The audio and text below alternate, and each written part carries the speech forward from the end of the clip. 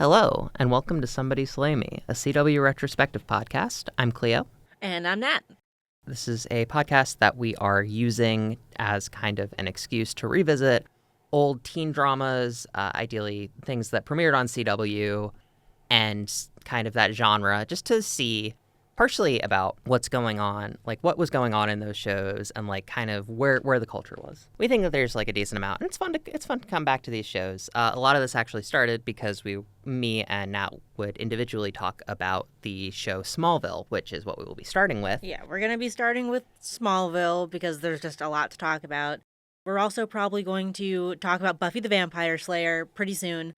That's where our name's kind of coming from. Somebody Slay Me. Banger of a theme song.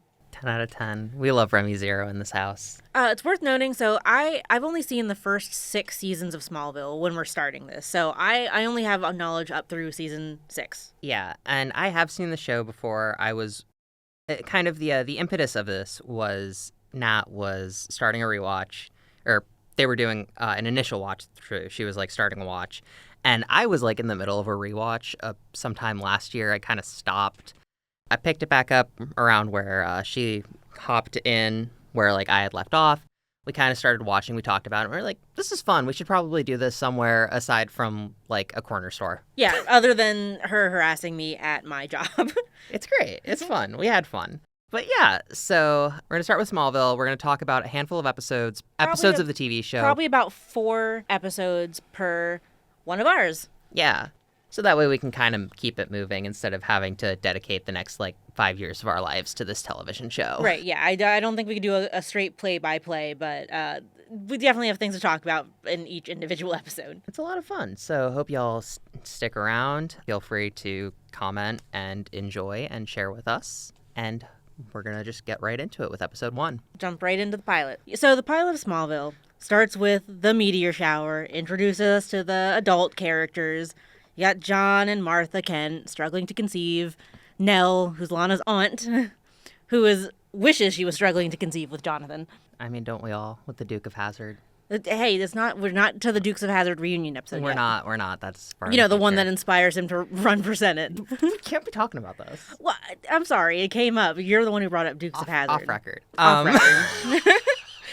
So there's the meteor shower. Clark comes, kills some people, including Lana Lang's parents. Oh, and while this is happening, very important, a Mr. Lionel Luthor and his beautiful ginger son, Alexander. Lex with his beautiful mane of hair. His beautiful ginger mane of hair. He goes out into a cornfield, and he sees on top of a scarecrow post a man, and then immediately after gets fucking blasted by meteor rock, which turns him bald. Yeah, I love how they give us the gorgeous manes that we know what Lex has lost in adulthood. I love how as it pans up from the impact, you can see just the whole wig just on right, just in the cornfield. Like you can just see a tumbleweed, and you're like, oh no, my boy. Right. No, I think this also gives us the first total truck of the series. Yes. Oh my god, I actually did save that. The total truck. Yeah. I have that in my notes. I'm keeping a Kent truck destruction counter. That's probably fair. Honestly, more than that, because a couple episodes from now, Whitney's truck is going to get obliterated. Yes, Whitney's truck explodes. Lana is in so many car accidents, it's not even funny. The most important explosion of the season, yes. I'm familiar. Right. So they get Clark. They find him in a cornfield. Martha Kent is way too eager to just be like, this kid must be an alien, doesn't have any parents. We might as well take him. I don't think they jump to the alien thing. I think she does. She does? She immediately she's like, what if he's not from around here? And Jonathan's like, Martha, what are you talking about? It's just a toddler in a cornfield. This is probably one of our neighbor's sons that got lost. Yeah, but he's ours now. Yeah, honestly, it's just child abduction 99% of the time. Which rules? She's lucky no one was looking for this kid. Honestly, good for her. I mean, what else would you do if you saw a random child dirty in a cornfield during a meteor shower? I mean, I'm a bad person, so probably nothing. Damn, that's messed up. Personal. Well, what am I gonna do? I'm also in the meteor shower. Take it to the hospital, the Smallville hospital. Probably also getting hit by meteors. Yeah. But somebody else can deal with it there. Like, it's somebody else's problem now. What's to take the kid to the hospital? Yeah, like, take the kid to the Okay, hospital. well, this is an alien, so immediately we've messed up. Clark's dead. Like, okay, fine, but I'm just saying, like, I'm not ready to be a parent. Like, I'm not Martha Kent. Yeah, she wished to be a parent that very morning. Oh yeah, when she saw baby Lana in her fairy princess dress, which will be what fuels a lot of her angst for this season. Being the little girl on the cover of the magazine in her fairy princess we haven't costume. seen the magazine yet. That's later this episode. Baby Lana in her little fairy princess outfit as Martha's like, I wish that I could have a child. And then she goes, okay. And then, maybe Lana caused the meteor shower. Have we considered this? Well, we haven't, because Clark will blame himself for the meteor shower for the remainder of this season. Yeah. Anyways. So those are the adult characters. Now we're in the more peaceful time of the present, September 2001. Yep. Homecoming week at Smallville High. Smallville High. Go. Do you have it in your notes? Are they the Jackals? No, they're the Crows. They're the Crows? Yeah, because remember they have that thing in the Hothead episode where they're like, oh, they're eating crow tonight. Oh, yeah. I remember this now. God, yeah, I don't know why they're the Crows, That's a really bad mascot, yeah. It's not, like, that bad, but I don't know. It doesn't make me think Superman. I don't know. Maybe it's from the comics. Probably from the comics. No, I don't think so. Not from my memory. Can we get a knowledge check on that one? No, it doesn't matter. I mean, it doesn't matter. I was just seeing if you knew. So, yeah, we got the teen cast. We got Clark, who does not know he's an alien yet, but he's supposed to be this huge dweeb. Clark Kent, he's an absolute dweeb, but he's also like 6'3" and jacked. But he's just like such an awkward little boy. And everybody's like, wow, Clark, you're such a loser. Also, he's 14. I feel like it's very important to remember that these characters are... Yeah, they're freshmen. They're freshmen in high school. They're freshmen in high school. They're going into their first year at high school. Yeah, Chloe Sullivan, who is a Goblin Corps wannabe reporter. She's doing her best. She helps run the Talon, the local newspaper. Or not the local newspaper, the school newspaper. That's the Torch. The Torch. You said the Talon. Oh my God, that's my B. My B. A lot of T names. Too many. The Torch, which is... It's effectively it's the school newspaper, but everybody just reads it. Yeah, it's just the local paper because all the adults read it too. This paper edited by the 14-year-old. There's Pete Ross, the only black character who gets to stand next to them in scenes and do nothing else. Also, one of the only comic characters, very funnily enough. He's it's him and Lana that exist beyond Smallville. Pretty much everybody else, obviously outside of Clark, the Kents, and Lex. Right. Everybody else is an OC. So it's very funny to me that the way that they use these characters, especially Pete, because it's Pete is the one character that exists. You can do stuff with him, man. No, instead they decided to do nothing with him. He's my boy. Pete gave us nothing. Pete Ross, American hero. Speaking of, then we've got Lana Lang, the really popular girl who thinks she is quirky and misunderstood for some reason. And is dating the senior. Yeah, dating the senior, Whitney Fordman. Quarterback of the football team. And that's all the character he has to give. That's all there is to Whitney, sorry. Hey, he's also kind of a dick. Probably on account of being a captain of the high school football team. Yeah, no, he's captain of the small town football team. Absolutely, he's a dick. Yeah, this is in fact a CW TV show. So we kind of get introduced to our cast in very rapid succession like that. They're coming to school, and so you get the scenes of them all getting there and everybody getting into their cliques. Exactly what you'd expect. Clark has a crush on Lana, but you see she wears the dead parent necklace, a necklace made of kryptonite from the meteor that killed her parents. Green meteor rock. Right, excuse me. It's green meteor rocks. So for the rest of this, we're just going to be calling it meteor rocks right up until the characters learn that it's kryptonite in season... 2. 3, maybe? I think it's 2. I don't know. Because 2 gets the red kryptonite episode, and 2 is the first introduction of Christopher Reeve's character. I don't know if they call it kryptonite, though. I don't remember. Yeah, it is kind of an important note that the specific pitch that Alfred Goh and Miles Millar gave to the WB, eventually the CW, is that they wanted to make a Superman show specifically without any reference to Superman. So they didn't want him to fly. They didn't want him to wear the tights. And so they were trying to create this melodrama around it, which is an interesting thought experiment. And it's an interesting way to frame a show. But at the same time, it makes us kind of have to surf Dracula every single little thing about Superman's mythos, which gets a little tiring. I mean, sure. Every episode, they're like, I know in the next episode already when we're going to talk about it, he goes up to his little loft and they're like, my dad calls my loft the Fortress of Solitude. Like, yeah, we've got to put in all of these references everywhere, and we've got to kind of just pepper them through. And I think it's cute, but at the same time, it's things like kryptonite not being allowed to be named until somebody can give them the name, or the fact that Clark refuses to go by Superman at any point in the show, which is again something that they established. It starts to grate. But it's fine. His Justice League one is, they call him Boy Scout. Yeah, for some reason. Yeah, for some mysterious reason, he's Boy Scout. But that's further down the line. Right. So anyways, Pete and Clark want to join the football team because, of course, they do. But this school straight up, crucifies people as a hazing ritual, which is what that guy in the beginning was all about. Yeah, well, they specifically want to join the football team so that they don't get crucified, because every homecoming, the football team picks one lowly nerd to string out in a cornfield, because that's just a cool thing to do, I guess. Pete should not be worried. He is the only black character in this show. If they picked him for the hazing ritual of stringing you up in a cornfield, the national news would be called. I'm sorry. He's fine, I think. He's the only one. Oh, I don't know. It's Kansas. Yeah, for the optics, though. Then again, yeah. His mom's a judge. His mom is a judge legally, and his dad used to run the cream corn factory, so they got money. Yeah, so the Rosses have money. The money is the only thing keeping Pete Ross, the only black kid in town, safe from being crucified in this hazing ritual. Oh my god. Oh god. Classes must have been really fucking awkward for that poor kid. For Pete? For Pete.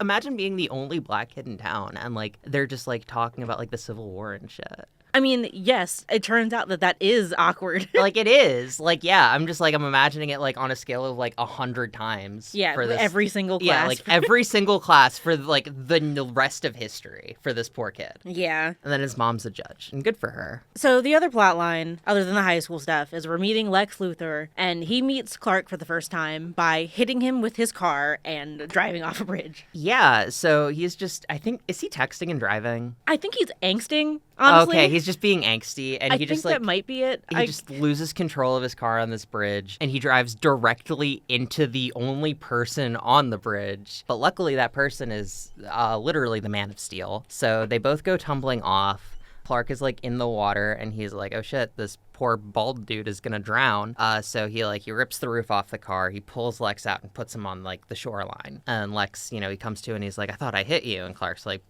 dang, no, I got really lucky. What are you talking about? Oh my gosh. Lex will develop a crush on him through this. No, I will not be taking any notes. Lex has a crush on Clark. He's his boyfriend. I wouldn't disagree. I wouldn't disagree in the slightest. Important to note, though, Lex is 21. Yes. Lex Luthor in this is 21, and he spends a lot of his time hanging out with the local 14 and 15-year-olds for some reason. He has a whole college degree. But well, later on when he meets Lana, just for, to contextualize this age thing, is her first memory of him is her being 10 years old and seeing him naked in the pool. I don't remember that. We're gonna have to get back. That's episode 2. We gotta circle back. No, that's this episode. That's this episode? I think so. When? Okay, maybe it is next episode. Yeah, I was gonna say, because they meet in the stable next episode. Yeah, they meet in the stable. Yeah, okay. I'm going crazy. But yeah, no, so Lex is coming to Smallville because his father, Lionel Luthor, of Luthor Corp., he has decided that Lex needs to become a man and figure out the business by running the Smallville Luthor Corp plant, which employs basically everybody in the town. Most importantly of note is Mr. Sullivan, Chloe's dad. He is a manager, I believe. He's barely in the show, honestly. He's barely in the show. He's not in this episode. But when he shows up. Yeah, when he shows up, Gabriel Sullivan, he's a real winner. Gabriel Sullivan, American hero. Yeah. All right, so Lex gifts Clark Kent a truck for saving his life, and then Daddy Jonathan Kent's like, no, you can't keep it. This guy's too old for you. You can't keep it. This guy's too old for you. He can't buy you things. There are more important things than money. Anyways, this is why I'm voting Bush. You're projecting. I'm not projecting. Anyways, he voted Bush. It's 2001, but... It's 2001. He didn't do it yet. Yeah, he didn't do it yet.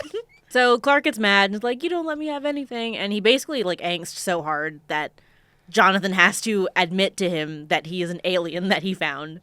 Yeah, because up until this point, Clark is not aware of his alien, like, thing. He just thinks he's like strong and fast. He just thinks he's a freak. He's Yeah. just like, dang, why am I like so much faster than everybody else? This is weird. Because he does the thing that they do in the 1978 Superman movie, where like he misses the bus and he's like, ugh, I gotta get home. Like I gotta get to school now, but like I missed the bus, so he runs and he gets there before the bus. And that's just a thing that he thinks that he can do totally naturally. He does live in Smallville, and as we're going to find out, Smallville is just a thing that happens. This is a thing that happens to Smallville teenagers. Weird things happen in Kansas. But no, Jonathan shows him the spaceship that he came down in that I guess they found in the cornfield after picking up Clark. Yeah, he honestly does not take this well. He's like, he runs away, he starts angsting, he goes to the graveyard where Lana is also angsting because she has conversations with her dead parents. Yeah, Lana, 12 years out, she's still very much processing the death of her parents, which is understandable. Which happened when she was 3. This will be important. Yeah. Very important that they died when she was 3 years old. She was 3 years old. She barely remembers them, but you know, it's not great. It's not a great thing to happen. So she goes to the graveyard occasionally that's between their houses for some reason and talks to them. That's true. It is just like weirdly near the Kent farm. Yeah. And whatever, you know, because Lana Lang is his next door neighbor. That usually just means that he will be in his loft looking at her through his telescope. Through his telescope that he keeps pointed at their house. That's the only use of the telescope. He doesn't use it for anything else. I don't think he ever actually we never see it in the show that he like looks up at the stars. No, well, because the first thing that Lana, when she comes to the loft for the first time, she's like, "Hey, did you know you could see my house through this?" So like, I think that full-time position looking at Lana's house. Yeah, which this is a Clark Kent L. Yeah, it's a Clark L. This is a real Clark L moment. So he's got to return that truck. Yeah, so he goes to the Lex Luthor mansion, the security guards, because it is very important to note that Lex has like a full security team on the premises. In his castle. He lives in a castle in the middle of Kansas. I mean, what else are you gonna live in? The land is cheap. Right, but he didn't have to move an entire European castle to Kansas.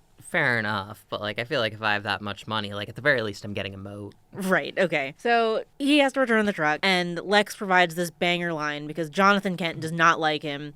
And he says, "Oh, your father doesn't like me. It's okay. I've been bald since I was 9.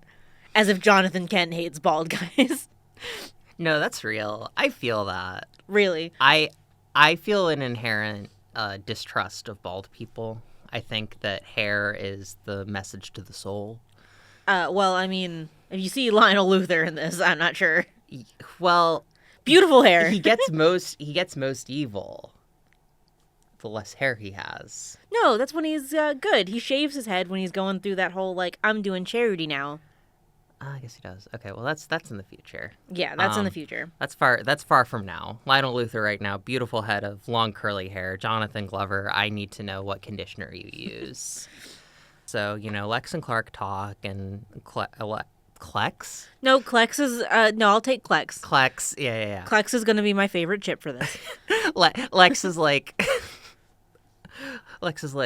Clark, I find you so fascinating. You know, you 15-year-old. Again, there's like a 6-year difference age gap between us. I am an adult man, but like because I am bald, I relate to you as a fellow outsider. He'll be using that one a lot. Anytime anything happens in about the first 2 seasons of Smallville, he's like, I understand. I was bald as a kid. Like, he tries really hard to relate, but all of his problems stem from I was bald. And like the thing is, you can use being bald as a kid to be like cool. Like, I had a friend with alopecia. He was chill as hell. But you see, you didn't go to a snooty billionaire school. Oh, this is so true. You know what? Yeah. If I was a billionaire, I would definitely make fun of a different billionaire who was bald. I mean, what else are you going to make fun of them for? I mean, for being a fucking but I'm a billionaire. I'm a billionaire in this situation. We're all billionaires. What are we going to do now? We're all class traders. Oh, I don't know. I still think that it's very silly. I think he's a little... I mean, he is without a doubt very, I'm bald, so I understand everything. I can, like, empathize with you. And that is the connection that, like, Go and Millar have gone on record saying is, like, oh, well, you know, he connected with the kids more because, like, they understood being an outsider, and he understood being an outsider because he was bald. And I'm like, sure, but also he can legally purchase alcohol. Okay. Like... he can drown his troubles. It's fine. Not even that. I just mean, like, why are you as a man who can purchase alcohol, like, hanging out with children? You can go to a bar and make friends, is my point. You can go out with Jonathan Kent and the boys, the Dukes of Hazzard. But Jonathan Kent will not hang out with him because he is bald. This is true. Okay, Jonathan so not Kent, Jonathan known Kent, bald person hater. but the rest of the Dukes of Hazzard, you know, the rest of them. It's important to note Jonathan Kent played by John Schneider, who was the original Duke of Hazzard in that show. Yes, this will be important. It shouldn't be. This will be important, but that's why I will be making these jokes going forward. But, you know, I'm just saying, like, you have money, you can do something else. You can be, like, a cool human being, is all I'm saying. Lex, this is a personal problem at this point. I'm officially I've convinced myself I'm anti-Lex now. I don't even know what to say about that. This is bad Lex. Anyways, where were we in the episode? So, back at school, Chloe is introducing us to the Wall of Weird, which is another total staple of the show, because she's got this beautiful Mind-style collage on the torch wall. No, it's not in the torch wall in the pilot. It's in the dark room. No, it's on the torch wall. No. I thought it was in the photography dark room. She has to, like, take Clark to the back to be like, this is where I keep my Wall of Weird. They take him. She takes him there, but it's just that the lights are off. It's the torch office. It's like, because it's like the first month of school. Oh, I thought when I was watching that, I was like, you know, it's really weird that they took the Wall of Weird and they took it from, like, the dark room where, like, they were developing the photos, I'm assuming, that then just immediately get put up on the wall. No, yeah. And they took it out into, like, the main torch rooms. That way everybody can see what a freak Chloe Sullivan is. Yeah, so everyone can see her goblin core energy. I mean, we like a girl with a hobby, okay? She has a nice collage. But yeah, so the Wall of Weird is basically every odd, strange, paranormal thing that happens in Smallville. Chloe Sullivan, junior detective, she pulls them all up and she puts them on her wall trying to find connections, I guess. It never really seems like she's finding connections per se, and it's more just, these are my cool things that I'm putting on the board. She's more of a collector, and then when something weird happens, she's like, well, this has been on my wall for a couple months. He's been on my radar for having bug powers. Yeah, he's been on my wall, you know. Never acts on this.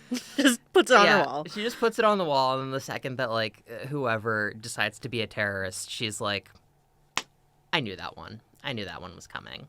Very, very silly woman, Chloe Sullivan. Of course, before they can, like, deal with any of this, Clark gets, like, totally ambushed by Whitney, Lana's boyfriend, and of course, because he likes Lana, he's gonna be the one who gets crucified in a cornfield.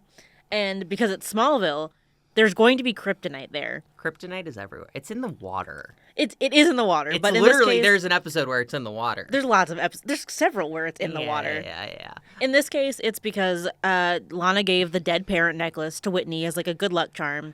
And he puts it on Clark because the plot demands it. There is no reason to put your girlfriend's sentimental necklace on your bullying victim, but here we are. Because, like, oh, you like Lana so much, well, you can have her necklace, you nerd. Yeah, but frickin' loser. You know that's my girl. Back off. You're gonna wear her necklace now. But literally, she's really, like, brings out the color of your eyes. About to be like, hey, what happened to my? Sorry, I'm gonna be Lana Lang.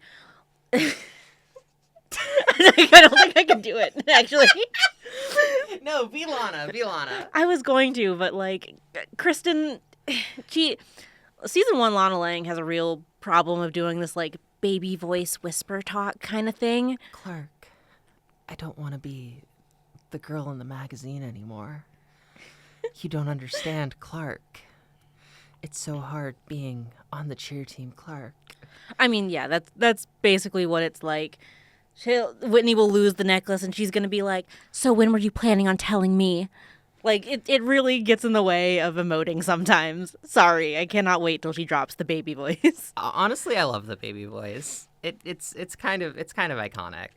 Because without the baby voice, because she keeps the same lines where she just, like, accusatorily goes up to people and is like, I know you've been hiding things from me. You're lying, Clark. Clark, I can't take this anymore. Why are you lying to me? But this I need isn't you what to this is trust about. me, Lana's Clark. not here right now. Lana's not here right now. It's Whitney Right. and Clark. And also because, very conveniently, the necklace that Lana has is the green meteor rock, and he puts it on Clark, and Clark no longer has his superpowers because it's kryptonite. It's just kryptonite, but we can't say kryptonite for another season and a half. So. Right. They put him in this cornfield, and the actual plot of this episode was the guy from the beginning is like, he's been in a coma since the last meteor shower 12 years ago, and now he is like a vengeance ghost with electric powers, and he's been like killing people in the background. But that hasn't been important until now, because he comes to Clark in the field and is like, I'm gonna get those bullies for you. And Clark's like, no, don't do that. That's evil. That's bad. And he's like, well, you just don't get it. And so he just leaves Clark in the cornfield anyways. Yeah, so he just leaves him behind. Luckily, Lex will be the one to come save him. Also just happens to be in this cornfield for some reason. Yeah, what is he doing in the cornfield? I just watched this episode, and I honestly want to say that he just like saw something weird off the side of the road, was like, I'm gonna investigate. I have no idea what Lex Luthor was doing in this cornfield. Because like if you want to like justify it, it can be like, oh well, you know, Clark Lex was like investigating Clark. I don't know why I get their names mixed up.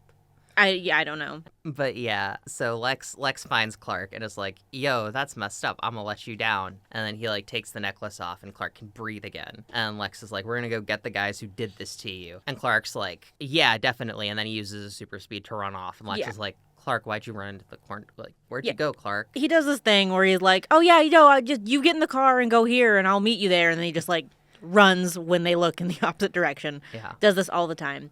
But they're heading to the homecoming dance because it's homecoming week. So the evil guy, the guy who was originally tied up on the cornfield, he was the original cornfield guy when the meteor hit. Our original Messiah. Our original Jesus Christ. Our original Scarecrow himself. Oh, that's why they do it. The crows. Yeah, because they're the crows. I'm glad that just like clicked. I'm glad that clicked right now. In real time. You like a few minutes ago being like, why are they the crows? That's so dumb. So, okay, we're coming back around.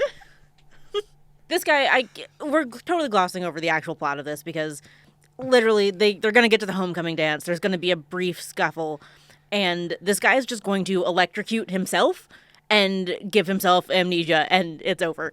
Yeah. That's how that ties up, is he gives himself amnesia.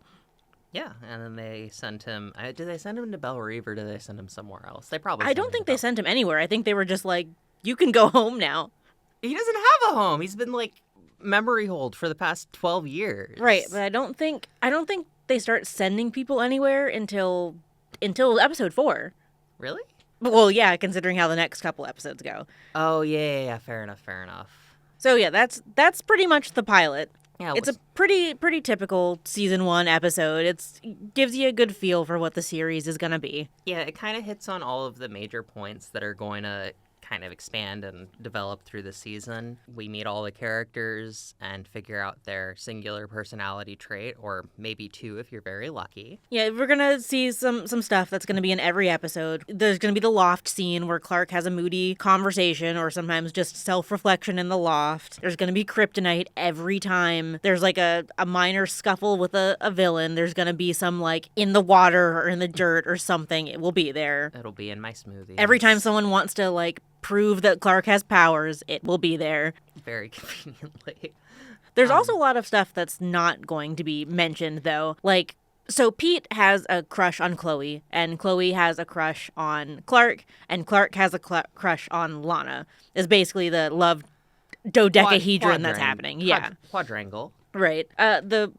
Pete's crush on Chloe is gonna matter 3 times ever, and that's being generous. And it's hilarious every time it comes back. It's the Easter egg that keeps on giving.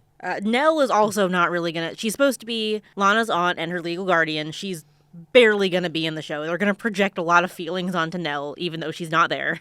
I feel like Nell's a pretty major character throughout this season, at the very least, though. She'll show up for like a scene, and then what will actually happen instead of most of the conversation is Lana will then go tell somebody else about the conversation that she just had with Nell. Fair enough. Is a lot of what happens. we've got to consider talking to Aunt Nell. Like, I went and talked to Aunt Nell about before this recording, and she said, "You go do that." And I said, "Thanks, Aunt Nell." Anyways, Aunt Nell is very disappointed in me for quitting cheerleading. Yeah, she said that I can't make coffee. That's like 2 episodes from now. That's like next episode. Oh, that's next episode? Okay, well, we might as well just jump into next episode then. All right, so, okay. Oh, so final rating on episode 1 before we move on. Final rating, I'm going to give it probably like a C. It's a lot of these early season 1 episodes are bang on average. They're going to give you what you expect from the show, but there's nothing going to be super special or super hilarious, which is the point that we made this podcast for. The bad moments in Smallville. Honestly, I would give it a B.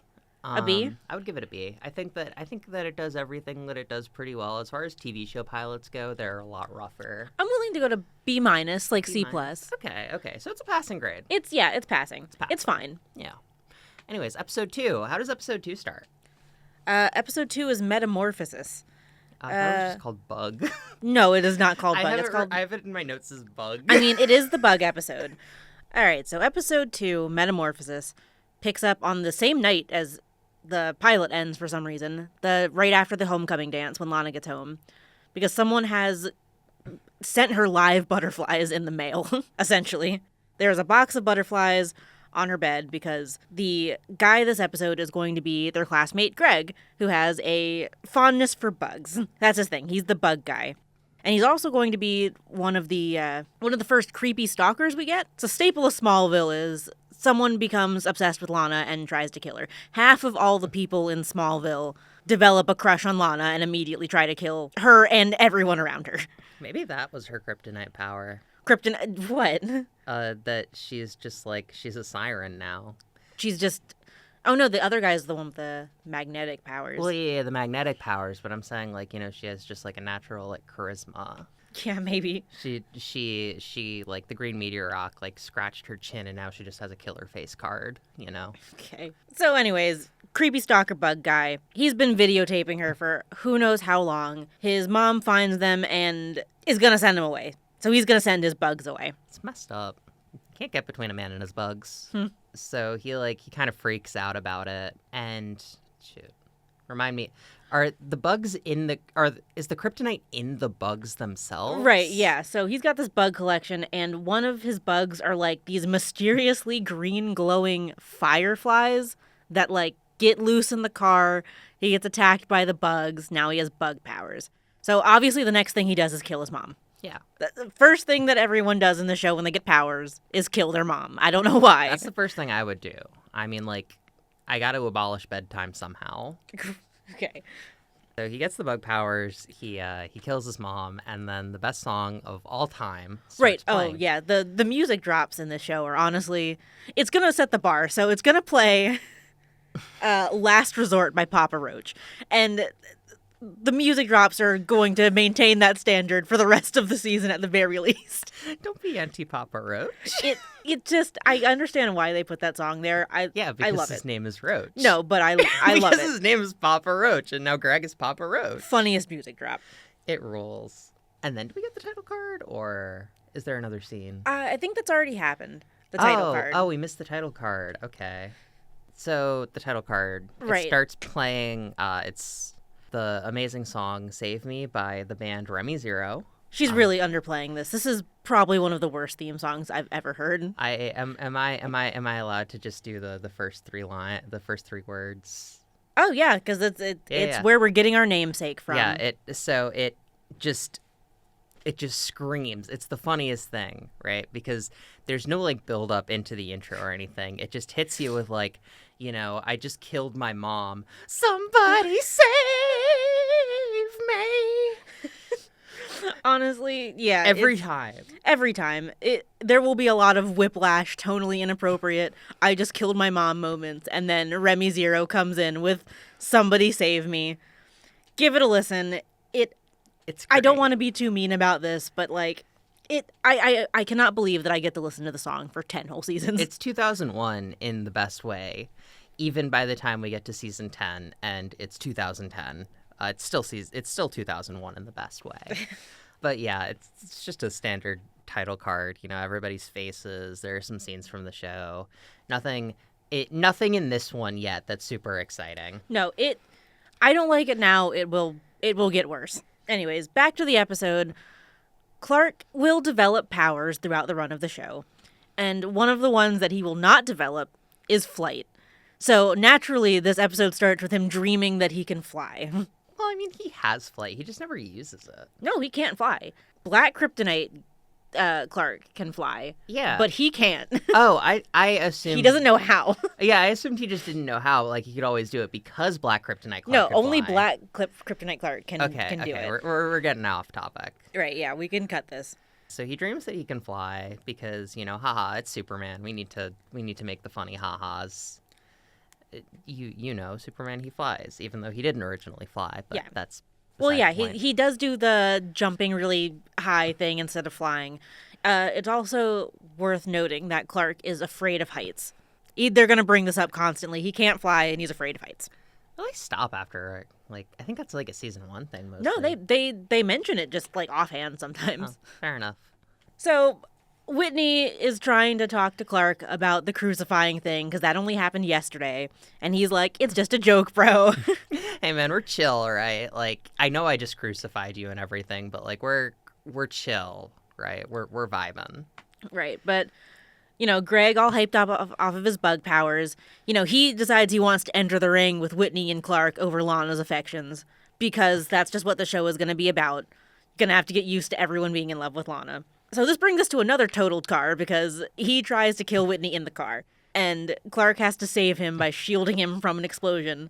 And it's gonna be probably one of the worst CGI moments in season 1. There's one coming up. Not the worst. Not the worst. The worst one is coming up, but this one's pretty bad. It's pretty bad. The explosions in this show, like, it was 2001, and they were shooting in, like, a relatively new format, and, like, CG is still, like, we just got Star Wars Episode 1, so, like, CG is still in a fairly primitive space. But it's still very funny to look at from, like, the hindsight of 2025 and, like, looking at these shows and just seeing, like, the goofiest looking explosions or, like, the effects that they pull off for some of the kryptonite powers. Some of the kryptonite powers aren't so bad, but, like, I feel like every once in a while they get a little too ambitious with it. Yeah, and it definitely shows the cracks that they were not ready to pull this off. There's one from a very specific episode. It's an episode near and dear to my heart, so I'm excited when we get to it. Yeah, I know you will be. It's gonna be one of the ones that we mention all the time after we get to it. So, Bug Greg as you will, he's like, he goes up to Lana. He's like, hey, Lana, you still want to study after school? I think that we should study or something. Because, remind me, is Lana a tutor at this point, or no? I don't think so. I think people literally just go to her. They just go to her just so that people have a reason to talk to Lana. Okay. Honestly. Speaking of, Lex and Lana will meet for the first time this episode because you see, Lana will go through a lot of phases throughout Smallville where she just completely changes her personality and hobbies and like stuff she's into. Right now we are firmly in phase 1 Lana, which is cheerleading horse girl. That's going to be Lana Lang for about a season. So she meets Lex. In the horse stable. Right, in the stable. She does riding competitions because she's Horse Girl Lana. Horse Girl Lana. So they've met already. Apparently, Lana's first memory of Lex Luthor is her being 10 years old and being invited to the Luthor Mansion for reasons that don't matter and seeing him skinny dipping. The 16-year-old Lex at that point. Yeah, I would say he's like 16 or 17 there. Yeah. Again, this is like a 21-year-old man that has just gone into a random 15-year-old's like barn to be like, I was really excited to meet you, Lana Lang. He's trying really hard to play like wingman for Clark right now, which is going to be weird because he both is wingman for Clark, but is weirdly also interested in the 14-year-old. In both 14-year-olds. In both 14-year-olds. His boyfriend and his girlfriend, Clark and Lana. How much of Smallville do you think could have been solved if they just did like a Challenger-style throuple? Probably a lot of it, honestly. Yeah. Whole seasons would be gone. Whole seasons if like Lana just like pulled the, okay, you're both going to make out with me and then I'm going to just walk away. But yeah, so it being creepy is not helped by the fact that right after she's like, I saw your butt cheeks. He's like, you're all grown up now. Totally not helpful comment from Lex. She's not. No, because she's not. Because she's a teenager. She's in fact 14 years old. Hey, she's all grown up for Lex's purposes. God. Like, it doesn't come across as creepy objectively if you are just watching the episode, because the actors are, they're playing a lot younger, right? Most of them. The only one who's actually a teenager at this point is going to be Pete Ross's actor. Sam Jones the third. Right, who is 17. Everyone else is a little closer in age. Yeah, they're about 22, 23. Yeah. I was going to pull it. I'll pull it for the next episode. Like the specific ages. I thought it'd be a fun little game to play. Right, yeah. So what's next? So next is Lex is trying to score some wingman points with Clark. Because if you remember at the end of last episode, he has Lana's necklace. She's pissed at Whitney about this, but only mildly because she has to yell at him through her whisper baby voice. Whitney, why did you lose where's my necklace, Whitney? I gave it to you as a good luck charm for your homecoming game. Live dialogue from Lana Lang. Whitney, what's going on? So this is where we find out that the green meteor rock, that its powers can be blocked by lead. Just because Lex happens to be keeping it in a lead box. The dead parent necklace is going to be one of the first objects in the show that gets, like, tossed around. Like, different characters will have it at different times as, like, a plot device. This will drive me crazy, whether it's the necklace or later on there's, like, a key. There's, the paperweight. Lots of stuff that just ends up in different characters' hands. It's such a fun MacGuffin. I kind of love that they're just playing hot potato with like a couple of props at any given point. Yeah, at any given point, there's going to be, oh man, you have that thing that I've been looking for 3 episodes? Yeah. And they're going to be like, yeah, I found it in the trash. But yeah, so Lex ends up giving Clark the necklace because he's like, this is how you win Lana. You show that you have the necklace and you save it. And then she's going to go, Clark, you found my necklace. I love you so much for it. Thank you. Except that doesn't happen. That doesn't happen. Not at all. Clark does not give her back that necklace right away. Yeah. I mean, Clark is just very timid, I guess we can say. Yeah, he ends up being kind of timid. They really want to lean into him being geeky, but, like, he doesn't really pull that off because he's Tom Welling and is just super hot. Sorry. I think they should have given him the glasses to at least try. Yeah, they do not give him the glasses, at least not consistently. There's a few periods of time where Clark Kent will wear glasses, but not for a while. It just doesn't pull off because he's taller than anyone else in the cast, and he's Tom Welling. Like he's an attractive young man. Well, yeah, like we've talked about the promotional art. The promotional pictures for this are also just absolutely golden material. They always have poor Tom sitting there like a sexy fridge, just squared up to the camera. It's beautiful. Yeah, like his chest like puffed out. I always think about the one, I think it was specifically for like the show, for the series intro, where he's on the Scarecrow post and he's got like his chest out with like the S burnt into his into his skin. Right. That's one of the callbacks that they do is when they crucified him in the first episode, they painted an S on his chest. The S is for Smallville, but like it's the S. On my planet, it's a symbol for hope. Thank you very much. It's an S. Do you know the story behind why the S is like a symbol for hope? No. Oh my God. It's the 1979 movie. It's because Marlon Brando, he got hired as Jor-El and he was like, well, if I'm in a Superman movie, I want to wear the S. Okay. So they had to create a reason for the S to like mean something so that way Jor-El could also wear an S. Marlon Brando, it seems like he just kind of does this. Like he comes onto a production and he's like, all right, time to mess some shit up. I mean, he's Marlon Brando. What else are you going to do? It really seems that like he's like, all right, no, now that I'm here, I'm going to make it inconvenient for everybody. It's just, it's endlessly funny to me because it's just like, it's literally just, he showed up and he was like, if I'm in this movie, I'm wearing the S. Like, I don't care. Make a reason. So Greg's gonna go around trying to kill more people connected to Lana. Getting actually back to the plot. Lana will mention that she has to go see Clark for no reason at all. And so he's like, oh, okay, I'm gonna go kill Clark. Actually, what he ends up doing is he goes to the loft, the famous Fortress of Solitude, Clark Kent loft, and tries to kill Jonathan. Jonathan is gonna be the other like big damsel in distress for this show. It's gonna be Jonathan and Lana taking the brute force of most of the attacks. Well, yeah, because like every other episode, they're like, "Oh, is this the time that we kill Jonathan Kent?" Is this the time that we kill him? Because you know he's going to die. Is this the episode where we finally kill him? And it's constant. It's very consistent. It's honestly kind of funny that they keep on like trying to drag you along with that string. And it's like, no, I don't think you're gonna kill the guy he gets the with tag in the intro credits in the second episode of the show. That would honestly be something, I think. It would kind of rule. Killing Jonathan Kent in episode 2. But if that happens, we would never get the funeral dirge cover of Time After Time by Cyndi Lauper. This is so true. We can't put that in. This is so true. We're going to have to cut that part out because that's way too late. It is way too late. Can't be talking about that already. Jonathan's going to get attacked. And John and Martha, they never believe Clark for some reason when he's like, hey, I think this kid at my high school has superpowers. And Jonathan will be like, what? A kid with superpowers? I never heard of such a thing. You must be mistaken, son. That's wild, kiddo. I don't believe you. You're just my son who can run really fast and pick up a tractor with one hand. Yeah, so I don't know why that. I guess he's just like, well, you can do it because you're an alien. Everyone else, like, I don't know what their thing is. That's probably totally normal that this guy can shed his skin and control bugs. Totally normal teenage behavior. Yeah. I mean, famously, all teenagers, it's just those hormones. Growing up, I personally flipped a car as a young child. Okay. As a youngin. You just be saying stuff. Sometimes. Always. That's why we started a podcast. so that you can just say stuff. So that way I can be saying stuff.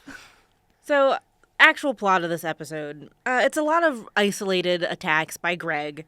He's gonna end up having a showdown with Clark at the steel foundry, where there is kryptonite, of course. There's kryptonite everywhere. Yeah. So they have like this big showdown, and like Clark starts, but then like the green rocks show up, and you can tell because they just start glowing green whenever Clark's nearby. So then he can have his little oof moment where he like falls to the ground. He's like, ah. Which, I don't know. I think that like it's very silly, but at the same time, you know, I understand the impulse to just say, well, there's kryptonite here. Sure, but it's everywhere. They introduced the steel foundry by being like, you always used to get sick when we played here as kids, which, by the way, what like small town shit is that? Like, remember when we used to play in the abandoned warehouse? That was great. The abandoned foundry, perfect place to hang out. It would make sense if they were like in college or something and they were doing that as teenagers, but the implication of like we were playing in the abandoned steel foundry as like 8-year-olds as is very 8-year-olds. Funny. Again, some small town shit to just be like, we're gonna go hang out in this abandoned warehouse. That's just Pete and Clark. They're just hanging out in that steel foundry, that active steel foundry. Right. So Greg has kidnapped Lana. He has completely ragdolled Whitney. That's a thing that's gonna happen. And basically, Clark is going to let Whitney take credit for this, because Whitney actually gets to save Lana while he deals with Greg. And later on, he's going to return the dead parent necklace to Lana anonymously, and Whitney's going to take credit for that, too. Clark's just such a good guy, you know, letting Whitney take all the credit for things that he didn't do. Yeah, sure. Really nice for Whitney, even though, again, yesterday, according to the timeline, he crucified him. He strung him up in a cornfield. God. Surprisingly, they kept doing that after 12 years. They just kept on, like, nobody said anything. Well, right, after that last kid goes into a coma, and then they don't say anything. But that's basically where episode 2 ends. Yeah. Lana is saved. Clark fights Greg. Greg kills himself. I don't know if I mentioned that. He crushes himself to death. Because they were like, no, Clark can't hurt this guy. He's going to have to do it to himself. Rest in peace, Bug Greg. Yeah. Gone but not forgotten. Except he will be forgotten immediately. Right, he's not coming back. Yeah. So what rating would you give this episode? Honestly, I would give this like a D. Really? Yeah, I watched it last night and I barely remember what happened in it. I feel like it's kind of a C. Like, it's, again, another one of those standard episodes where it's like, this is Monster of the Week. Teenager with Superpowers of the Week. Green Meteor Freak of the Week, if we will. Yeah. We're not going to use Meteor Freak yet, but that's going to become the preferred terminology. I think going forward we can use it though. We can use Meteor Freak. Yeah. Just when we talk about, you know, the villain of the episode, we can just say like, this is the Meteor Freak of the Week. Yeah, the Freak of the Week. Freak of the Week. Ooh, Okay. I like that. All right, episode 3. Episode 3. Hothead begins with the Smallville Crows football team. They are right on the back of the coach's 200th win. Yep, he's coming up on like 200th win. He's coming up on 200 wins, and he's really excited. You know, the game just ended, so he goes into his little sauna room to relax, and inside the coals in the sauna, it's friggin' green, man. Yes, yeah. So that's our freak of the week, the abusive football coach. He encourages his athletes to cheat. He is abusive. He uses suspicious green rocks for his sauna. No, I do not know why he is using random rocks for his sauna. Give, some Smallville flair. Give a little Smallville flavor to that wood. That's what all these are going to be like. It's going to be like my kid tripped and fell and scraped his knee on some green rocks on the street, and now he tries to kill me. That's what Smallville's going to be like. And now he crushes people with a giant telekinetic knee. Not this guy, though. This guy gets fire powers. Yeah, he becomes a hothead, if you will. So the principal finds out, the coach has been effectively telling his students to cheat, being like, or not the students, the football team, the football right. The football students. Yeah, the students on the football team. The students of football. Not the students of football. Sensei Arnold. And he basically passed around the answer key for them so that way they could cheat on the exam so they could all pass so that way they could play football good. Yeah, keep grades up. Yeah. And there's going to be a lot of football scenes in this episode. Banger music drops. I honestly don't know why they did some of the choices that they did. It's peak teen show, honestly. But it'll be like, oh yeah, we're playing Sum 41 and Zed over football scenes. And I'm like, you're giving me the most normie shit ever to pop punk. Because it's 2001, baby. We're in the time of our lives. History has ended. I'm just saying, we're way before like Underclass Hero even came out for Sum 41. Brutal. And we're doing Sum 41 football scenes. But anyways, music drops really get to me. But music drops aside, a couple of our intrepid heroes have decided that they would like to join the football team. Well, they've already done that. Oh. Pete is on the football team already. Okay. Pete has made the team. Clark, notably, is not allowed to play football because Jonathan is really worried about him hurting people on the field. Which I feel like is a valid concern. Yeah, it's mostly valid. But also just like, I feel like the team with Superman on it is never going to lose. No. And we kind of see that later in this episode. Yeah, like, Clark will briefly flirt with being on the football team every now and then. This is one of them. The coach is going to bully him into being on the football team. But that's a problem because Jonathan will not let him play. And Chloe, notably, has just written a bad article about the football coach. Yes. Chloe writes a scathing review. She found a whistleblower. She's releasing the tapes. And it turns out that Sensei Arnold is actually a very abusive coach. He's being mean to his, I keep on trying to say students. To the players. To the players of the football team. Sensei Arnold, how could you? So they're all being aggressive towards Chloe. None of the football team likes her. Chloe is being aggressive to Lana because this is just like what she does. Chloe will just like randomly call out to Lana, just random takedowns by being like, all hail the prom queen or whatever. It's because Chloe in the season is big, not like other girls' energy. Yeah. She's so quirky. She sees Lana just having like a little bit of a fight with Whitney and she's like, a pom-pom meltdown. Like, she'll call out to Lana just random insults. Lana doesn't even pay attention. I don't think Lana knows her name. XOXO, Gossip Girl. Honestly, yeah. Literally.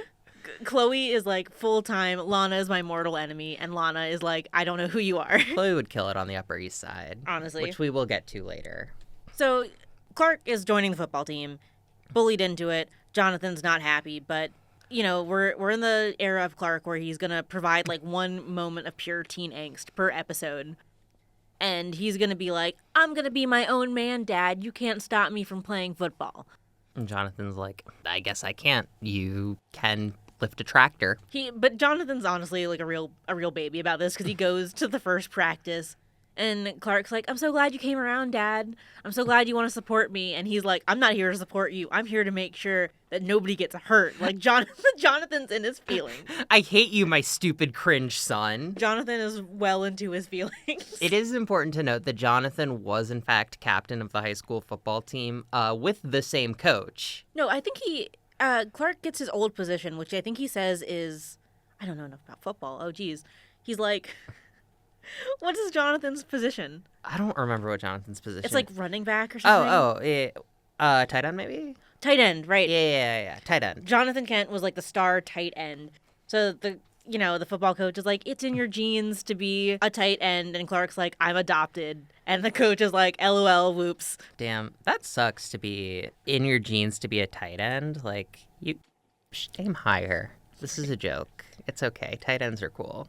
So Lana's in her feelings too. Yeah. Well, Lana's having an identity crisis. Right. She doesn't want to be a cheerleader anymore. Notably, she quits the cheerleading team this episode. And I thought I remembered it being more that she didn't want to be in her mom's shadow. And like, yeah, she comes up with this justification later being like, that's not who I am. But to be honest, the reason that she initially quits is because of the cheating scandal. All the students that were caught cheating to be on the football team. She's like, I don't know why I would want to cheer for cheaters, like, really lame of her. I'm sorry. Lana Lang, to cheat. strong to, ethicist. To quit cheerleading over some other kids cheating. I mean, you know what? The school spirit's gone. She's got to go work in a coffee shop now. Right. Because we still firmly in phase 1, Lana. She is going to trade cheerleading for coffee for a little bit. Kind of. She's going to work in the local coffee shop, the Beanery, which has just the silliest name. And she's going to be terrible at it. She gets fired after the first day. Yeah. You got a comment? No, I'm holding it in. Are you holding back? I'm resisting all of the bean-related jokes I could make. Okay, I don't want to hear the bean-related jokes. Yeah, I know. That's why I stopped myself. No. It's called restraint. Yeah, no. Lana Lang is so bad at serving coffee that obviously the thing that she should do next season is buy her own coffee shop. But we'll get there. We'll get there when we get there. The Talon is a beautiful place. But yeah, so she quits. She decides that she wants to get a part-time job instead of being on the cheerleading team. So she starts working. Clark ends up going there, and he's like, wow, Lana, you're a real working girl now. And Lana's like, Clark, I'm trying so hard. It's so difficult, but I need to do it for myself. She says Nell is mad at her for it. Again, more projection on Nell. Nell at most is like, hey, are you sure? I thought you liked cheerleading. And then later on she relays the conversation and is like, Nell is so mad at me. I can't believe Nell threatened to kick me out because I didn't want to be on the cheerleading team. Yeah. It's like, no, I think Nell was just like, Lana, you change hobbies every week. Like, do you really want to make this permanent decision? Right. That's the Nell stuff. Again, they're going to project a lot of feelings onto Nell. Lex also goes to the Beanery to do his work, even though he has the one office scene that we always see in the Luthor Mansion. Oh, yeah, that's this episode. Because he, continuing for the plot from the last couple episodes, is he has to fire some people at the plant. He did a whole rich guy thing with his dad where they had a fencing match over it, and he lost, so now he has to fire people. So now he's in the coffee shop surrounded by teenagers wondering which one of their parents he's going to fire. I mean, it's a hard choice. So Lex, he gets into a meeting with Lionel, and they're like, the plant isn't doing super well. We've got to fire people. And Lex is like, no, I can't fire people. I'm still a good guy. I'm still a good boy. I'm good Lex, not bad Lex. Not yet. Not yet. And so Lionel's like, this is how you become a man, son. I can't do it. I can't do a good Lionel. Yeah, no. There's like a rasp to it. A little bit of a growl on Lionel. Lex. Okay. You need to be a man, Lex. All right, well, I mean, okay. Shout out John Glover. I feel like season 1 and 2, Lex is kind of like in this perpetual state of like, oh, I'm just a little dweeby nerdy guy, like no one likes me, but also I'm a playboy billionaire, fucked your sister, like. Yeah, he's like, oh, I'm just a sad, lonely, misunderstood guy because I'm bald. And then on the other side, he's like at the club and he's like, you don't want this, Clark. You don't want to be partying with the big boys. Yeah, no, Lex will have a series of not so great girlfriends. Oh, God. We haven't gotten there yet. No. But a series of not so great wives. Yeah, getting way ahead of ourselves. One of those wives in particular definitely gets on my nerves, but we'll get there. Back to the football plot. So, minor reoccurring character, Principal Kwan. Principal Kwan, the Smallville's second person of color. Yeah. We're at 2. You know, if we got enough, we might be able to have like a whole ethnic aisle of the grocery store. I think that's all we get, though. Yeah. I think those 2 characters are it. That's brutal.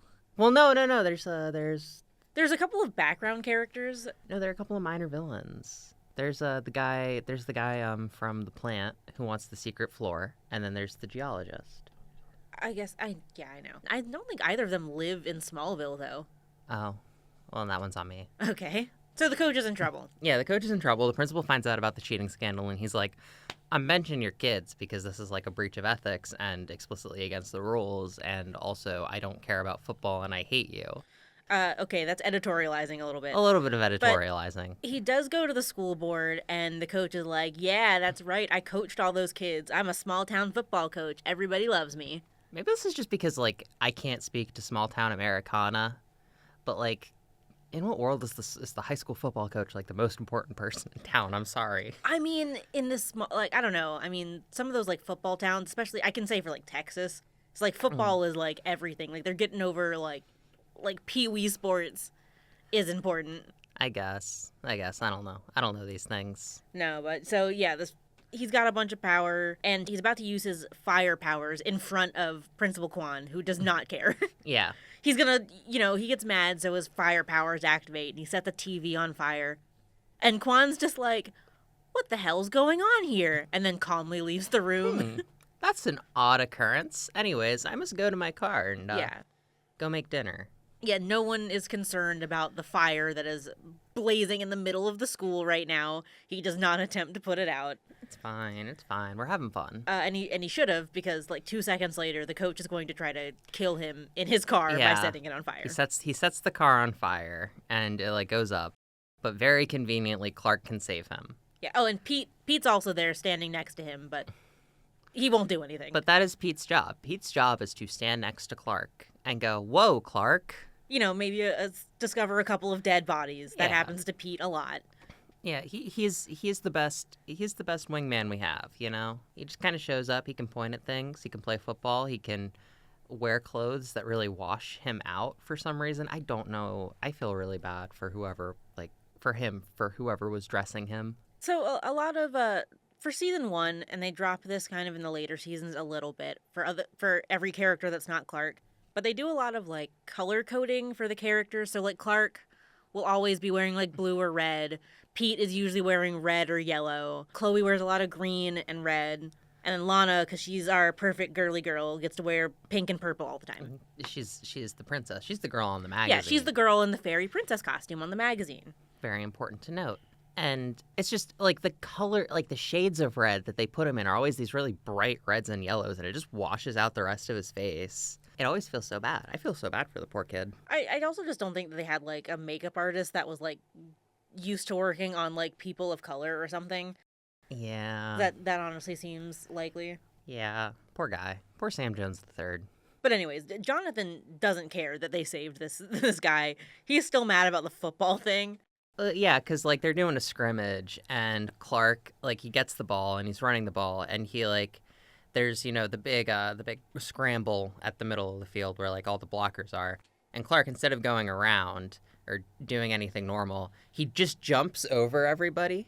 He just straight up leaps. Is that what happens? That is what happens. He, like, goes through the scuffle, and then he just leaps over, and he's, like, in the air. I think that's the scene earlier.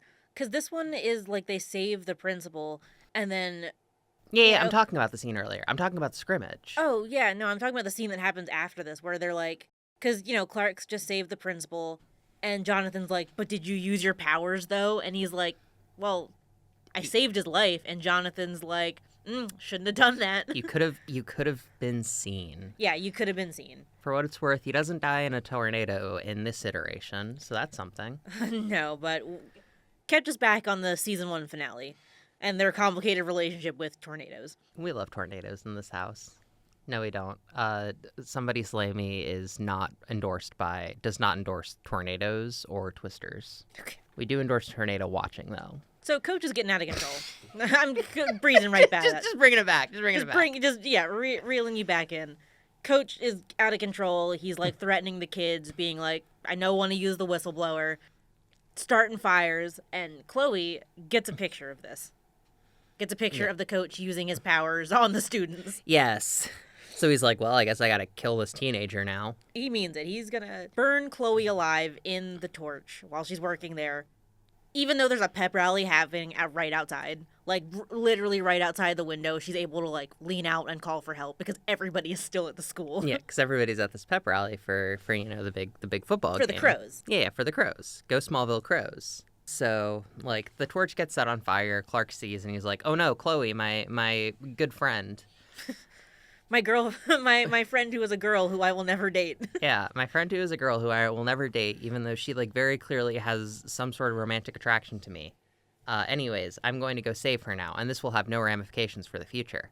So he runs up using his super speed. He, like, busts the door down. He pulls her out. And the coach is like, Clark, what the heck, man? I was going to kill that girl. Okay, great impression of Coach Kleehammer?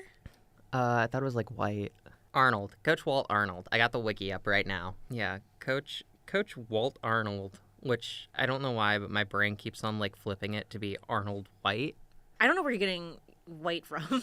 Because Walt, and then it turns into, like, Armand White. Okay, yeah, I don't know. And my brain is the Smallville Crows, so. Yeah. One of the, Clark's looking for more information because they think that the coach has superpowers. And I wish I got a screenshot of this. And I tried, but, like, Clark finds this kid huddled in the corner of his garage, just surrounded by fire extinguishers. Just huddled in the corner. He's ready, because he's the whistleblower. Yeah, because he's the whistleblower. He's the one who Chloe has been in contact with. And the coach has, like, burned his arm to be like, you better not talk, kid. But it gets to be the, game day. Clark's going to play his first game. But now that Clark knows that the coach is evil, he's going to go confront him. But of course, he confronts him in, like, the murder sauna. Yeah. The sauna with the green meteor rocks. Yeah, so he starts breathing, and he starts, like, dying. And the coach is like, oh, perfect. This is, like, a perfect excuse to leave. Yeah, so this middle-aged man shoves Clark to the ground, and, like, that's it. Clark's trapped in the sauna. Clark is dying in the sauna. And, of course, like, his parents and his friends notice he's not at the game. Yeah, but, like, Jonathan just assumes that he's being angsty or something. Yeah. It's like, Clark's just being a little stinker. Jonathan honestly thinks the worst of Clark sometimes. I don't know why he does not trust him to do anything. Jonathan hates his son, if we're being honest. Like, he assumes the worst is happening with Clark at any given moment. And it's like, if you trusted your son just once, maybe, like, half the things wouldn't have happened. No, yeah, that's what I was saying earlier with, like, oh, what do you mean this guy has powers? Like, Jonathan never wants to hear it. I think he's just really mad that, like, Clark is spending time with his boyfriend. So, of course, they notice he's gone. Jonathan comes to rescue him and immediately gets brained by a fire extinguisher. Like, the coach... Just immediately. Yeah, the coach just knocks Jonathan out, tries to set Clark on fire, but Clark is fireproof. That's another one of his powers, is that he's fireproof. And the coach gets so mad that he burns himself to death. This is very similar to what happened last episode, where, like, the confrontation happens, and then, like, Freak of the Week just ends up killing themselves. He's so angry, he's so upset that he does the anger from inside out, where his head just sets on fire. Yeah, basically he sets the locker room on fire. Jonathan, suffering from smoke inhalation, is on the ground. Yeah. While this is happening. He's doing his best. Jonathan is... He's honestly superhuman himself. With the amount of... Him and Lex sustain a lot of head trauma that will go unaddressed. Honestly, Lana, too. They're taking a lot of hits. Smallville Medical Center has the greatest experts on CTE. That's why they have such a strong football team. That's basically where the episode ends. Well, the episode ends with, Clark and Jonathan having a heart-to-heart and going... Well, actually, I think I understand your perspective. I won't be on the football team. That's not fair. The real end scene is him and Lana. Yes. Because Clark has quit the football team. Lana has been fired from the coffee shop. And so they're going to scream together. Yeah. So they vibe. And they're like, wow, I'm so glad that we can bond over being bad at things. I think this episode was better than the last one, than Metamorphosis, the bug one. one. Oh, without a doubt. Without a doubt. This is what I want out of, like, a season 1 episode of Smallville. In that, like, there is the perfect amount of, like, I really like the melodrama, personally. I think it's what really makes it. Yeah, the melodrama is really what I find, especially in the earlier seasons, kind of keeps things alive instead of just, like, being incredibly boring. Clark having angst with his dad and being like, but I want to be on the football team. Like, that is peak CW show. That is what I'm living for. Yeah, when he gets mad and, like, punches a tractor or something. Yeah. It's great. It's perfect. I think, it just, the entire episode kind of works. I think that our Freak of the Week, Coach Walt Arnold, he's just the perfect amount of, like, stupid and also just unequivocally, like, a dick. Because, like, honestly, I think 90% of the Coach Arnold stuff could have been avoided if people didn't, like, just go up to him and tell him their plans. Because, like, if you think about it, like, the principal, he goes up, he's like, I'm reporting you to the school board. I'm reporting you to the school board, which makes sense. That's his job. It makes sense that he would, like, clear that up. Chloe hadn't published her article. Chloe, goes to him for a statement. Chloe's like, what do you say about the fact that you're abusing the football team? Yeah. And it's like, Chloe, why did you do that? Chloe will be one of those characters where every time, like, she wants to, like, punch up at people, like, way bigger than her. Like, she'll be threatening Lionel Luthor later. And, like, obviously, Chloe can't do anything because she's nobody. She's doing her best. Right, but her best is like, bet you can't. She'll, Yeah, she'll publish it in her school newspaper. Yeah, in the school newspaper, and then the adults that read it are like, hey, you're 14, I'm gonna tell your dad. And the adults that read it are like, what the fuck, man? That really hurt my feelings. Why would you say that? Like, I don't understand why the Luthors give half a shit about the torch, because nobody would read it otherwise. Right. But they're always like, oh, God, we can't have this Sullivan kid, like, publishing shit. And it's like, she's 14. Just say, oh, this is a 14-year-old, whatever. But yeah, I think I would give this episode, like, I would give it, like, a B. It's like a C. Okay. I still think it's better than the last episode. It's without a doubt better than the last episode. It did not actively bore me, which is the least that I can say. Now on to episode 4. So episode 4 is going to be X-Ray. And this is going to be another one of, the first 4 episodes are a really good, I guess, sample of what's to come. And this is going to be Clark develops a new superpower. Yeah.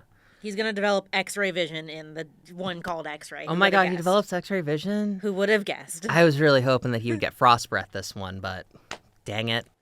The episode starts, I adore the start of this episode because to me it gives, like, as a comics fan, but, like, unironically, like, it gives me, like, the energy of, like, a really shitty comic cover from, like, the 60s where it's like, why is Lex Luthor robbing a bank? Because, so, like, the episode starts with Lex Luthor walking into a bank, and he's like, I want to take out all of my money. Right, yeah, he's going to close his accounts. He has, like, a pink princess backpack. He's like, I'm going to put all the money into my backpack. And it's like, okay, sure. And then, like, the bank teller's like, can you sign? And he's like, okay. And, like, the signatures are obviously different. So he's like, I'm not giving you this money. So he pulls out a gun. Yeah.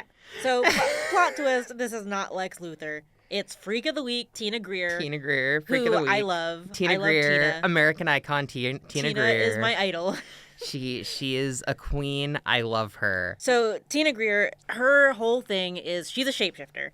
She had some vague soft bone disease. They just say she had some soft bone disease. Yo, she can't go to Nam. She's got bone spurs. She can't make it to Nam now. Yeah, she'll make it back from a war. She will make it back from Nam. But she can't go to Nam. So they, as an experimental drug, gave her some some meteor rocks. Some green meteor rock. That's just, like, in her blood now that gives her the ability to shapeshift. And, of course, the next scene is her killing her mom. Yeah, because so she gets the money from the bank, she gets back, and she's like, oh, no, it's fine. This money's totally clean because they think Lex Luthor stole it. And her mom's like, they have serial numbers on that shit. It's not clean. Not only that, but, like, as we're going to find out, she kind of picked, like, the absolute worst. Like, she did not plan this at all. They take fingerprints from the bank, and they're like, the fingerprints don't match because she can't change her fingerprints to Lex Luthor's because she doesn't know what that looks like. And she also did the robbery when Lex was out of town in a conference in front of 200 witnesses. Yeah. So Tina did not think this through at all. So, like, they're on to her. They're like, something fishy here is going on. They're, like, working through it. And Tina's just, like, freaking out. So she's just like, fuck it, I'm going to kill my mom now. Yeah, it's an accident. They're, like, fighting over the backpack, and she kills her mom. And then, like, she has, like, 2 minutes of regret before being like, this is fine, actually. This is fine. I'll just move in with Lana Lang. Yeah, so that's Tina's other thing is, as the Freak of the Week tends to do, she is obsessed with Lana. She wants her life. She wants to be Lana. They say that they're friends, but honestly, Lana seems creeped out by her most of the time. I mean, in all fairness, she acts very creepy too, Lana. I don't know if I want to mention this quite yet, but like this conversation, so Tina is going to like come on really strong and be like, "Oh, you have the perfect life. Like, haha, if anything happened to my mom, suspiciously, if my mom were not around, do you think Nell would adopt me too? Like, what if we could be sisters and live together?" Just coming on really strong. Yo, me getting excited that my parents died because it's a Lana Lang reference. But I'm trying not to be mad at this conversation because, like, Tina says all this stuff. She's like, hey, my mom, eventually she'll be like, my mom is going to Metropolis for work and she doesn't want to pull me out of school. I need to stay somewhere for a couple of months. Can I stay with you, Lana? And Lana's creeped out. She's like, I'm going to have to ask Nell. I'll have to think about it. Whatever else. But this is going to piss me off in 2 seasons because 2 seasons from now, Nell is going to move to Metropolis. And Lana is going to come up to Chloe, who is not her friend, and be like, hey, I just need somewhere to stay for like a couple months so I can finish school. She's living in Metropolis. And they're going to let her. Lana's going to do the exact same thing and be a total hypocrite about this and be like, oh, no, it's totally fine when I do it. I mean, they're acquaintances by that point. But Chloe does not like her. Yeah, but like... Chloe's gone past her not like other girls phase, and now she's a girl's girl. That is not... Chloe's not a girl's girl until season 6. She's kind of a girl's girl in like season...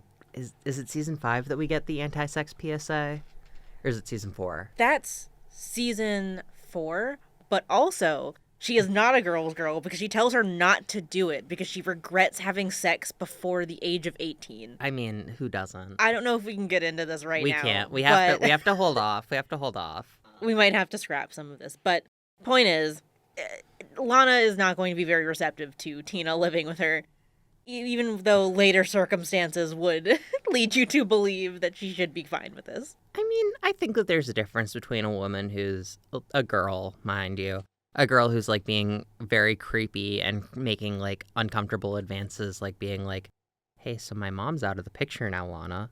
She didn't say her mom was dead. She said she pitched this as my mom is moving to Metropolis and does not want to pull me out of school, which is the exact same situation where Nell moves to Metropolis and Lana wants to stay in school. We're going to have to get into this in, like, season 3. Back to the episode.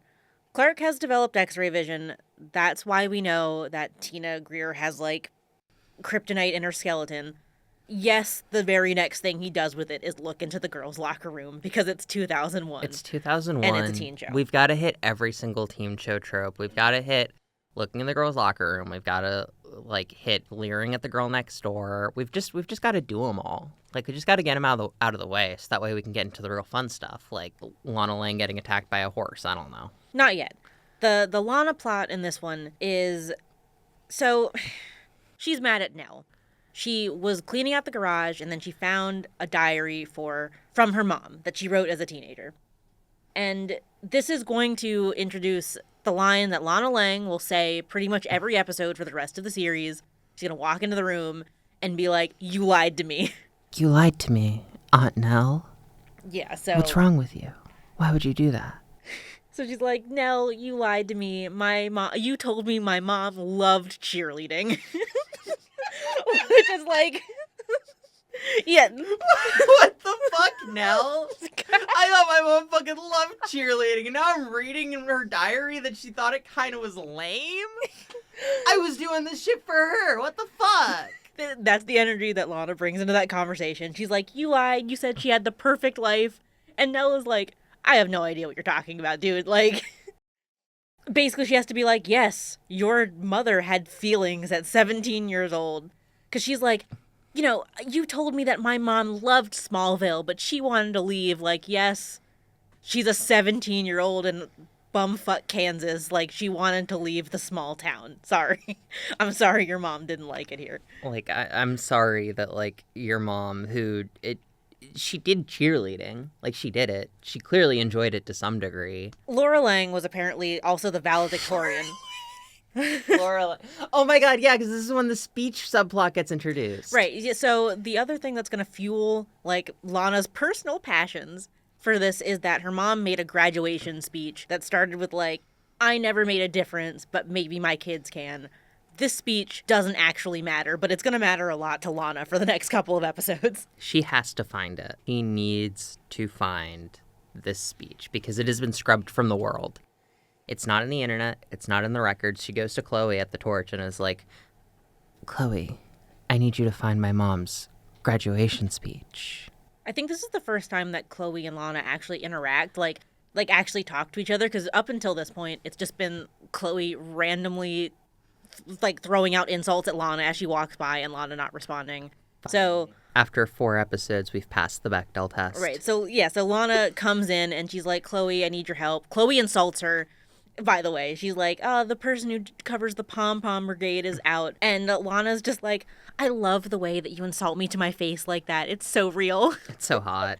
She's like, it's so real that you're so authentic, just insulting me like that. What a queen. Klex and Klana, honestly.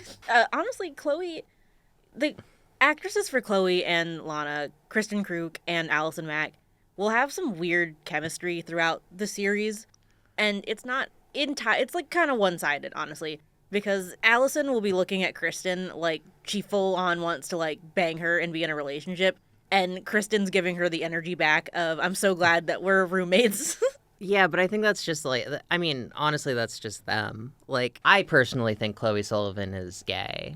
We're not going to talk about what happens later. I think that she's a proud gay woman. She's a proud lesbian. Chloe is secretly closeted. Closet Sullivan, if you will. Okay, maybe not that. Maybe we don't call her closet No, Sullivan. she's Closet Sullivan. That sounds like something somebody would like call her in high school to like make fun of her. Yeah, Chloe is not popular. No one likes Chloe. No one will ever like Chloe. Honestly, understandable. Her high school career will be mostly people being mad at her for the bullshit that she posts in the school paper. She just be writing shit. She just be writing shit in the school paper for no reason. She's the worst. So they're looking back through the archives, and honestly, they don't look that hard. It's in a filing cabinet in the main room. This 24-year-old school paper is like easily accessible. It's pristine, by the way. It's like the cleanest newspaper that's been sitting in there for 24 years, and it's fine. So they didn't print the graduation speech because it was just too controversial. It was too controversial. Well, when do we think... Well, okay, so we know that Lana was 3 during the meteor shower. Right. So if we go back a couple of years, do we think that, like, Laura and her father... How old do we think they were when she was conceived? Well, we know this because the graduation speech happened in 1977. I was trying to deduce the year. I forgot that they just gave it to us. Yeah, no, they straight up just say that this happened in 1977. Damn, I was trying to see if it was a nom thing or not. No. Yeah, so that happened in 1977. They didn't, transcribe it. God damn, she was an old mom then. She was like 30 when she had her first kid. Her only kid. I don't know. That just feels old. Well, she didn't have a chance. She didn't have a chance for a second. This is so sad. You think Lana would have been a baller elder daughter? Older sister? No. Chloe, they have a weird mention here. This is obviously a teen show, and most of them are supposed to be, high school freshmen. But they do some weird things with, like, the timeline. Like, I'm pretty sure sometime this season, like, Chloe will be driving her own car to school. It's going to be this weird thing. But in this episode, they mentioned that she transcribed last year's graduation speech, but Chloe is a freshman, so I don't know when she would have had time to have done that. I mean, if it's like a after school hours kind of thing, where Chloe the middle schooler was coming up to the high school to run the school paper? Yeah. Okay. I mean, yes, so a 13-year-old has been in charge of the only local paper. For like a decade now. It's been kind of embarrassing. Yeah. So not Lana. So Tina. Tina pretends to be Lana. Well, before that, she pretends to be Clark. Oh, yeah. She pretends to be Clark because Martha Kent just happens to come to her mom's shop. It's an antique shop. And is like, I have a lamp that's being restored. While Tina is pretending to be her mom. So she steals her keys and tries to kill Martha Kent for no reason at all. Again, people will just randomly try to kill Clark's parents, even though nothing occurred. Yeah, so she does that. She tries to, run into Martha Kent. It's great. It's so much fun. And then after that, she goes up to Clark's loft, pretends to be Lana. Yes. They make out a little bit. Messed up. And, Top 10 messed up moments. Yeah, tries to assassinate Clark by pushing him off the loft. Obviously, it doesn't work, but she doesn't know that. She just walks away and tries to continue her evil plans. And meanwhile, Clark has figured out that it's Tina because of the kryptonite in her bones. And this entire episode, he's, like, trying to tune in his x-ray vision to, like, see if it is her, or to, like, try and find her, right? Because the whole idea is, oh, she can be anybody, but the bones don't lie. Right. So he's fallen for it. They, like, make out. And also, I think like, Tina as Lana is like, you've got to stop Tina Greer. She's going crazy. Yeah, she makes a lot of... Honestly, the Tina dialogue that they gave her for Lana was great. Like, she could have replaced Lana full time because of the stuff that she was saying. Or like, Nell just wants me to be someone I'm not, and like, you only know the real me, Clark. That's classic Lana. She could have replaced her. No one would have noticed. It would have taken 3 seconds. So she pretends to be Whitney next, and just to scam him out of a jacket, basically. She wants Whitney's Letterman so that she can then go to Lana and pretend to be Whitney, but I don't know why. She pretends to be Whitney so that she can go to Lana and be like, your parents are dead and they're never coming back. And then she transforms back into Tina right in front of her, so I don't know why the Whitney ruse was ever necessary. So I don't know if at this point, like, it feels explicit, because Tina Greer, minor spoilers, is going to be a minorly recurring character. Yeah. She comes back, and the more that you see of her, the more, like, psychosexual her obsession with Lana gets. Yeah, she starts wanting to be Lana, and then she wants to be with Lana. Yeah. Because she fully intends on replacing Lana at this point. She's like, you don't deserve this perfect life you have, which... I don't know what dead parents means for perfect life, but cool. I mean, Aunt Nell is a pretty good guardian, all things considered. Yeah, unless Lana tells it. Unless Lana tells it, but I feel like that's just, that's just being angry at your parents. That's just being 14, 15, my apologies, Lana. I didn't want to cut you out of a year. Then Clark's able to intervene because, him and Pete went to the antique shop. Pete has seen his second dead body of the series. Because she stuffed her mom's body in a cabinet. So Clark's got to go save her in the graveyard. Lana has been kidnapped again. They seal her, like, in a tomb? Yeah. And, a stone coffin. Yeah. And notably, another scuffle, but Tina does not kill herself by accident. No, she does not kill herself by accident. She does not die. She actually is the first one to be sent away. To Belle Reve Mental Hospital. Great place that will be coming back. We will be returning to many a time. We haven't actually talked about, the Lex plot, though. So Lex was in this episode, right? Yeah, he was here too. Sometimes Lex goes on, like, little side quests. He has little side adventures that have nothing to do with the main episode, but, like, he's here too. Well, yeah, and see, that's the thing about it, is that we keep glossing over the Lex plot. The Lex plot is arguably the season-long arc for season 1, while Clark is still doing, like, puberty of the week stuff, where he develops new powers and fights people. Because Lex Luthor... he's being blackmailed by that journalist who wants to unseal his juvenile criminal records or whatever. Yeah, Richard Nixon. Okay, Dominic. Dominic Nixon? No, who's the fuck? What?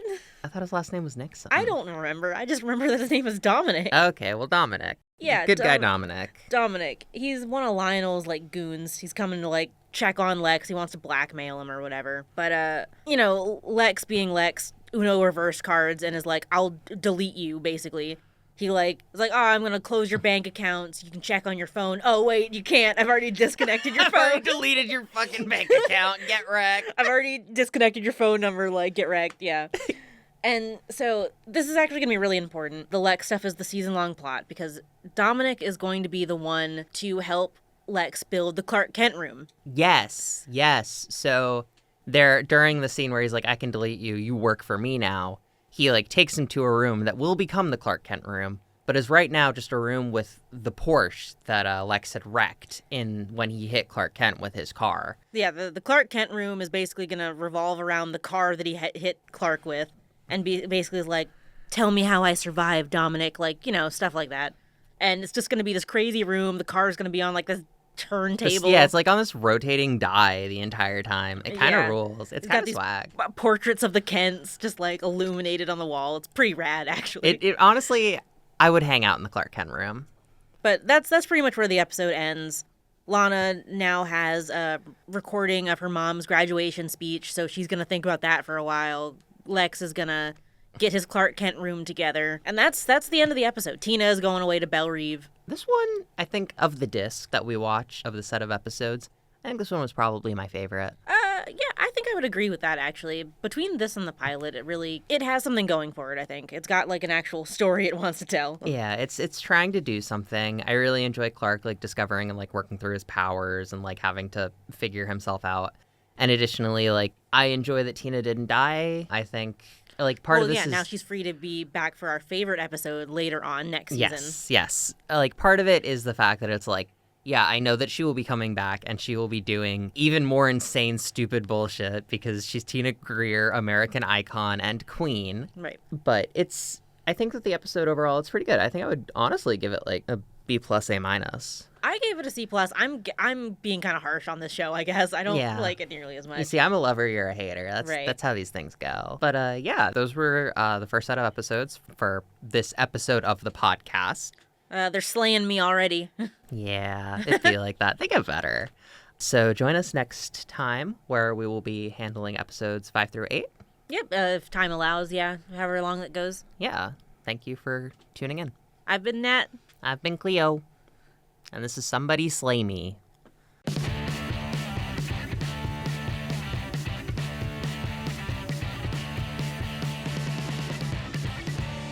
Thanks for listening to Somebody Slay Me. If you enjoyed the episode, be sure to rate it on Apple Podcasts, like on YouTube, and subscribe for future episodes. You can follow the show on our social media, all linked in the description. This has been Nat and Cleo, reminding you to keep slaying.